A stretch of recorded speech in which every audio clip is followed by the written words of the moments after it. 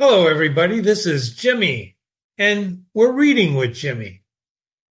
Today, we're going to be reading The Lottery by Shirley Jackson. It's a wonderful short story. Ready? Before we start, The Lottery is a short story published by Shirley Jackson in 1948. Okay, The Lottery by Shirley Jackson. The morning of the 27th was clear and sunny, with the fresh warmth of a full summer day, and the flowers were blossoming profusely, and the grass was richly green. The people of the village began to gather in the square, between the post office and the bank, around 10 o'clock. In some towns, there were so many people that the lottery took 2 days and had to be started on June 26th. But in this village, where there were only about 300 people, the whole lottery took less than 2 hours. So it could begin at 10 o'clock in the morning and still be through in time to allow the villagers to get home for the noon dinner. So far, this sounds like third-person narration, right? So we'll continue now. We'll cover this later when we examine the analysis. The children assembled first, of course. School was recently over for the summer, and the feelings of liberty sat uneasily on most of them. They tended to gather together quietly for a while before they broke into boisterous play, and their talk was still of the classroom and the teacher, of books and reprimands. Bobby Martin had already stuffed his pockets full of stones, and the other boys soon followed his example, selecting the smoothest and roundest stones. Bobby and Harry Jones and Dickie Delacroix, the villagers pronounced his name Delacroix, eventually made a great pile of stones in one corner of the square, and they guarded it against raids of the other boys.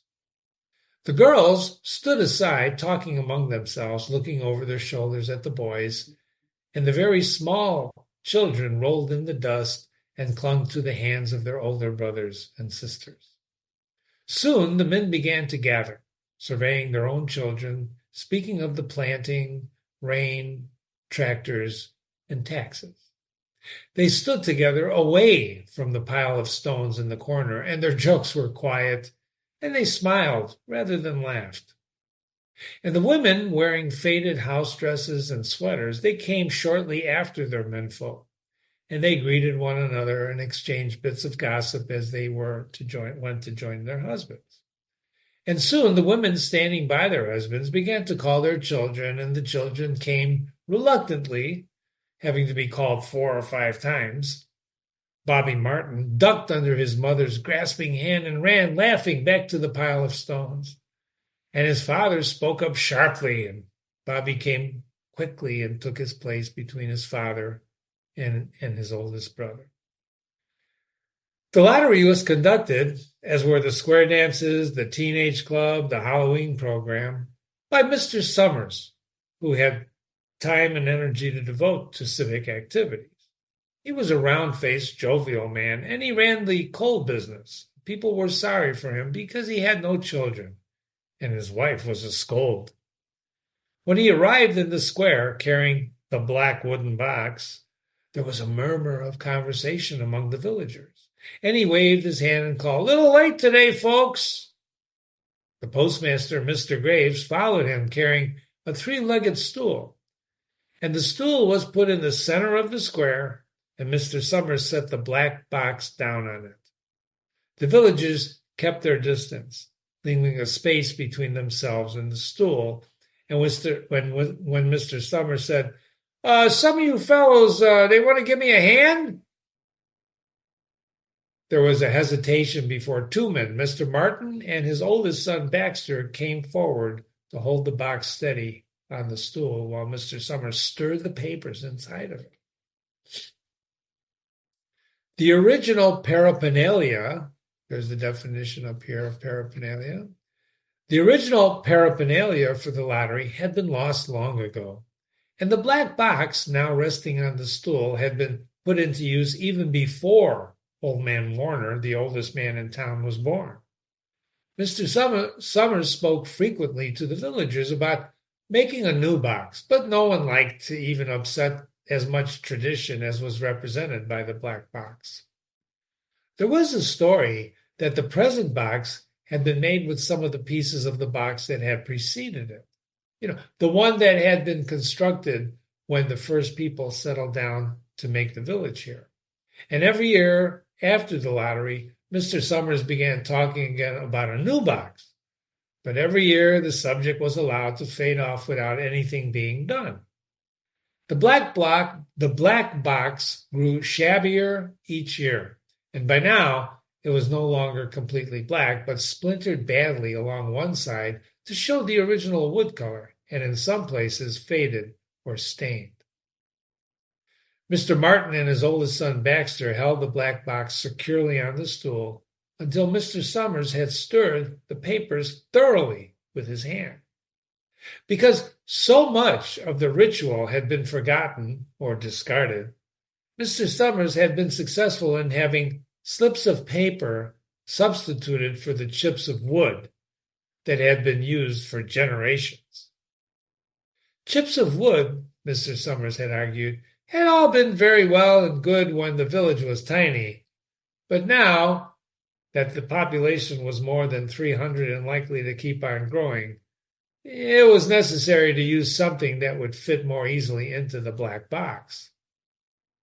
The night before the lottery, Mr. Summers and Mr. Graves made up the slips of paper and put them in the box, and it was then taken to the safe of Mr. Summers' coal company, and it was locked up until Mr. Summers was ready to take it to the square the next morning. The rest of the year, the box was put away, sometimes in one place, sometimes another.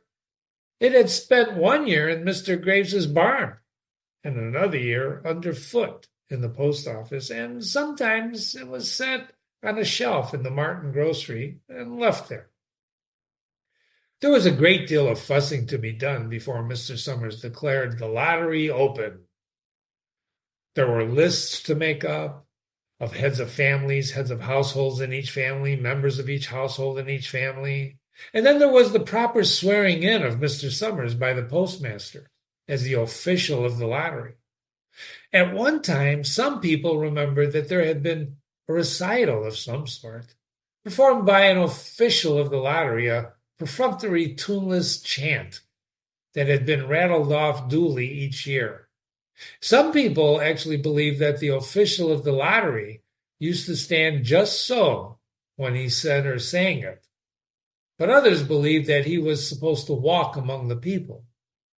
But years and years ago, this part of the ritual had been allowed to lapse. There had been also a ritual salute, which the official of the lottery had to use in addressing each person who came up to draw from the box. But this also had changed with time. Until now, it was felt necessary only for the official to speak to each person approaching. Mr. Summers was very good at all this.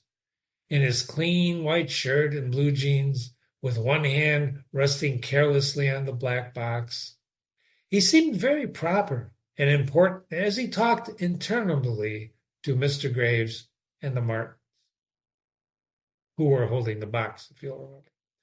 Just as Mr. Summers finally left off talking and turned to the assembled villagers, Mrs. Hutchin came hurriedly along to the path to the square, her sweater thrown over her shoulders, and she slid into place in the back of the crowd. "I clean forgot what day it was," she said to Mrs. Delacroix, who stood next to her, and they both laughed softly. "I thought my old man was out back stacking wood," Mrs. Hutchinson went on.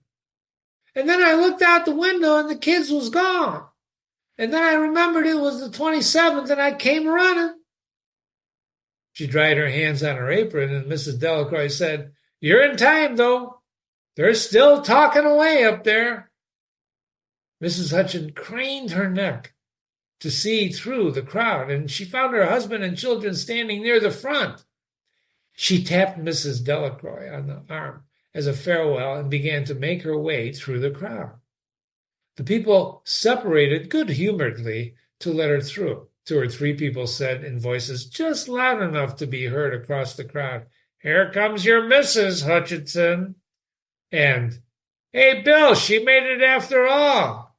Mrs. Hutchinson reached her husband, and Mr. Summers, who had been waiting, said cheerfully, "I thought we were going to have to get on without you, Tessie." Mrs. Hutchinson said, grinning, "Well, I wouldn't leave my dishes in the sink now, would you, Joe? You wouldn't have me leave my dishes in the sink now, would you, Joe?"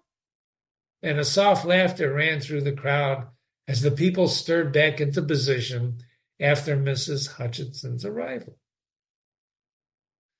"Well, now," Mr. Summers said soberly, "I guess we better get started and get it over with so we can go back to work. Is there anybody ain't here?" "Dunbar," several people said. "Dunbar!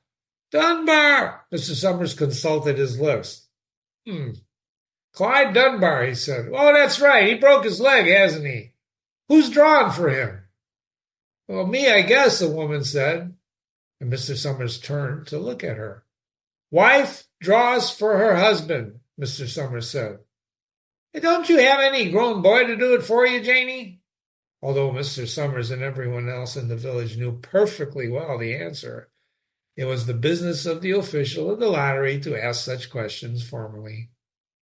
Mr. Summers waited with an expression of polite interest while Mrs. Dunbar answered. "Well, Horace is not but 16 yet," Mrs. Dunbar said regretfully. "I guess I got to fill in for the old man this year." "Right," Mr. Summers said. He made a note on his list he was holding, and then he asked, "Watson boy drawing this year?" A tall boy in the crowd raised his hand. "Here," he said. "I'm drawing for my mother and me, for my mother and me." He blinked his eyes nervously, and he ducked his head as several voices in the crowd said things like, "Good fella, Jack. Glad to see your mother's got a man to do it." "Well," Mr. Summers said, "guess that's everybody." "Hey, old man Warren make it?" "Here," said the voice, and Mr. Summers nodded.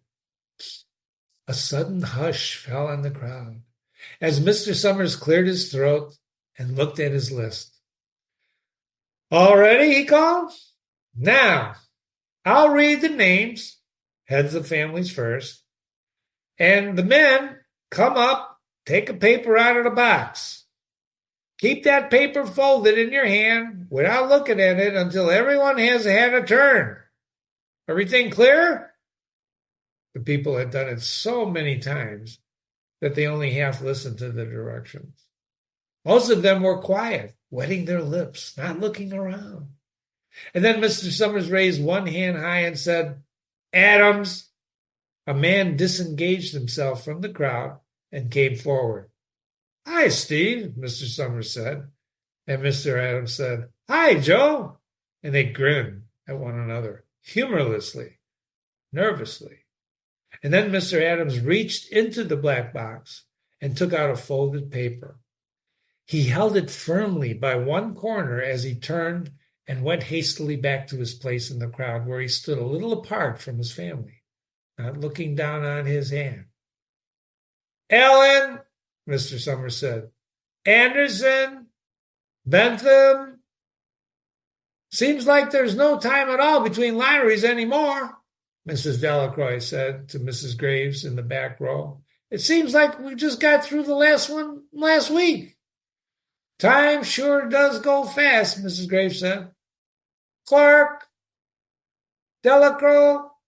"There goes my old man," Mrs. Delacroix said. She held her breath while her husband went forward. "Dunbar," Mr. Summers said, and Mrs. Dunbar went steadily to the box while one of the women said, "Go on, Janie," and another said, "There she goes." "We're next," Mrs. Graves said. She watched while Mr. Graves came around from the side of the box, greeted Mr. Summers gravely, and selected a slip of paper from the box. By now, all through the crowd there were men holding the small folded papers in their large hands, turning them over and over nervously. and Mrs. Dunbar and her two sons stood together, Mrs. Dunbar holding the slip of paper. "Harbert Hutchinson, get up there, Bill," Mrs. Hutchinson said, and the people near her laughed. "Jones." "They do say," Mr. Adams said to old man Warner, who stood next to him, that over in the North Village, that they're talking about giving up the lottery. Old man Warner snorted. "Pack of crazy fools," he said. "Listening to these young folks, there's nothing good enough for them. Next thing you know, they'll be wanting to go back to living in caves. Nobody work anymore. Live that way for a while. There used to be a saying about lottery in June, corn'll be heavy soon. And the first thing you know, we'd all be eating stewed chickweed and acorns. There's always been a lottery," he added petulantly. "Bad enough to see young Joe Summers up there joking with everybody." "Some places have already quit the lotteries," Mrs. Adams said. "Nothing but a trouble in that," old man Warner said. "Pack of young fools." Bobby Martin watched his father go forward. "Overdyke, Percy." "I wish they'd hurry," Mrs. Dunbar said to her older son. I wish they'd hurry." "Well, they're almost through," her son said.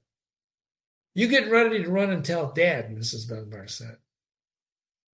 Don't forget, he's the one with the broken leg, right? Mr. Summers called out his own name, and then he stepped forward precisely and selected a slip from the box, and then he called, "Warner!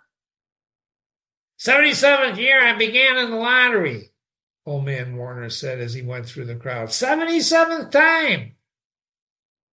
"Watson," the tall boy came awkwardly through the crowd. Someone said, "Don't be nervous, Jack." And Mr. Summers said, "Take your time, son." "Zanini?" After that, there was a long pause, a breathless pause, until Mr. Summers, holding his slip of paper in the air, said, "All right, fellas." And for a minute, no one moved. And then all the slips of paper were open, and suddenly all the women began to speak at once, saying, "Who is it? Who is it? Is it the Dunbars? Is it the Watsons?" And then voices began to say, "It's Hutchinson. It's Bill. Bill Hutchinson's got it." "Oh, tell your father," Mrs. Dunbar said to her older son. People began to look around and see the Hutchinsons, and Bill Hutchinson was standing quiet, staring down at the paper in his hand. And suddenly Tessie Hutchinson shouted to Mr. Summers, You didn't give him time enough to take any paper he wanted. I saw you. This wasn't fair." "Oh, be a good sport, Tessie," Mrs. Delacroix called, and Mrs. Graves said, "All of us took the same chance." "Shut up, Tessie," Bill Hutchinson said. "Well, everyone," Mr. Summers said, "that was done pretty fast. And now we got to hurry it a little bit more to get the done in time." He consulted his next list. "Bill," he said, "you draw for the Hutchinson family. You got any other households in the Hutchinson?"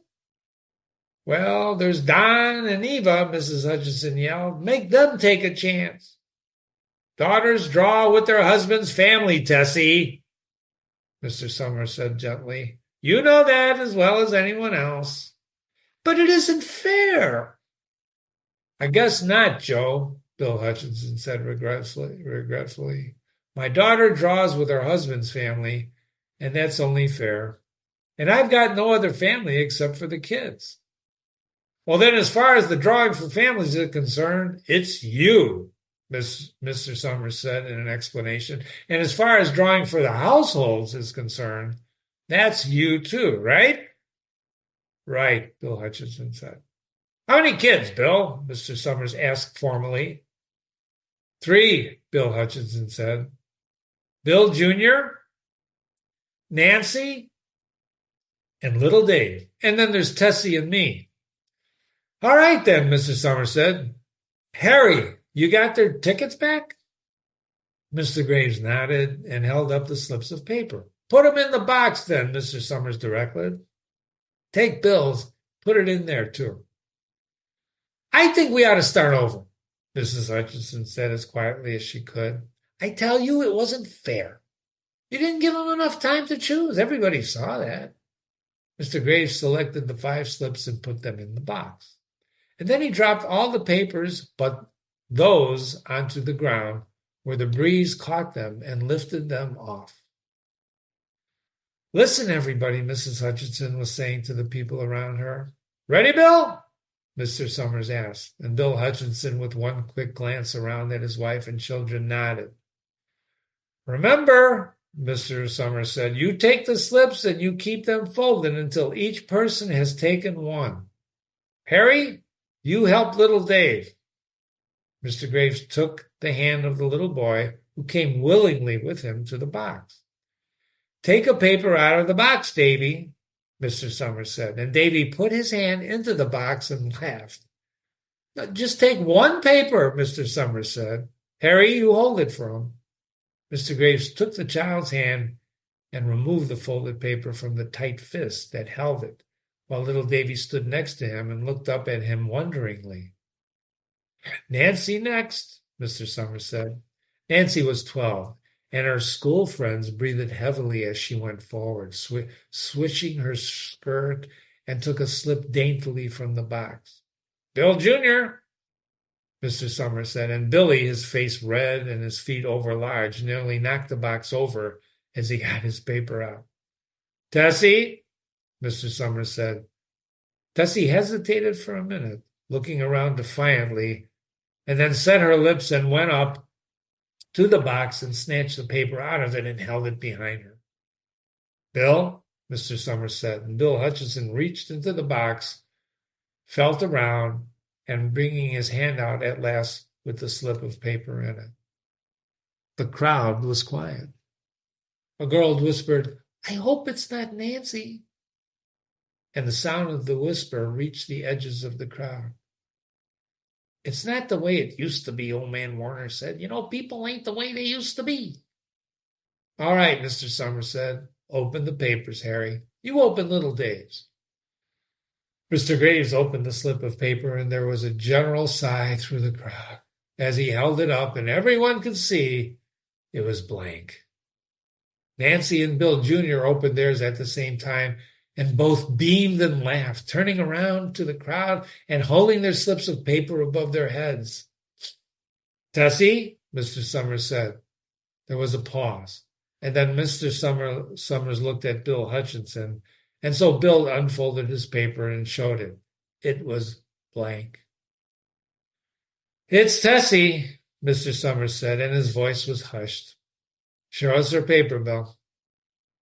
Bill Hutchinson went over to his wife and forced the slip of paper out of her hand. It had a black spot on it. The black spot Mr. Summers had made the night before with the heavy pencil in the coal company office. And Bill Hutchinson held it up, and there was a stir in the crowd. All right, folks, Mr. Summers said, let's finish quickly. Although the villagers had forgotten the ritual and they lost the original black box, they still remembered to use stones. The pile of stones the boys had made earlier was ready, and there were stones on the ground with the blowing scraps of paper that had come out of the box. Mrs. Delacroix selected a stone so large she had to pick it up with both hands, and she turned to Mrs. Dunbar. Come on, she said. Hurry up! Mrs. Dunbar had small stones in both hands, and she said, gasping for breath, I can't run at all. You'll have to go ahead, and I'll catch up with you. The children had stones already, and someone gave little Davy Hutchinson a few pebbles. Tessie Hutchinson was in the center of a cleared space by now, and she held her hands out desperately as the villagers moved in on her.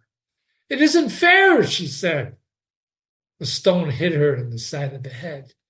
Old man Warner was saying, come on, everybody. Steve Adams was in front of the crowd of the village with Mrs. Graves beside him. It isn't fair. It isn't right, Mrs. Hutchinson screamed. And then they were upon her.